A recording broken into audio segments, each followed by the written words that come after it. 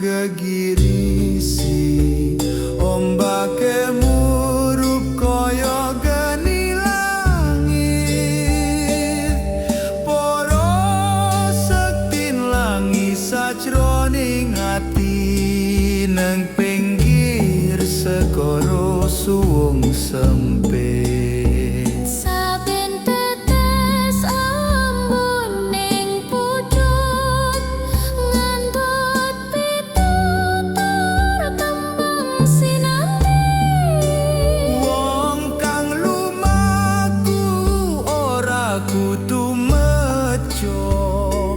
Nadyan sunyi sejatine tadi.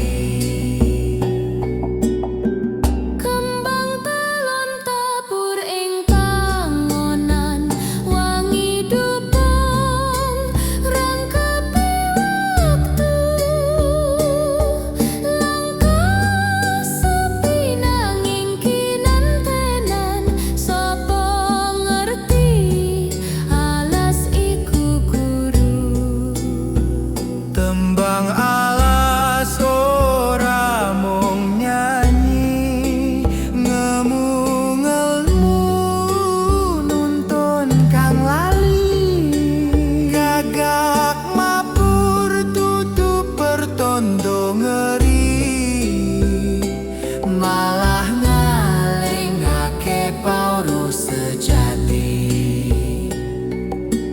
Gong kapetok saka pura giri, langit bukak leloro nyingkir.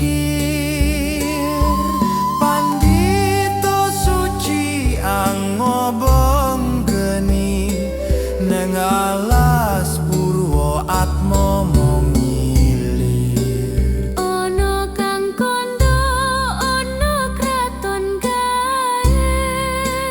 Neng tengahing alas jero lan wane, Sapendo ngati nampa lirik. Yen tulus nyuwun ora bakal kering.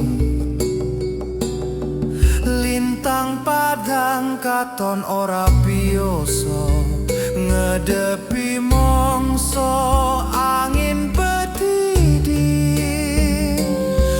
Alas purwa ora mung gumelar rasa, nanging makar di jagat ganging.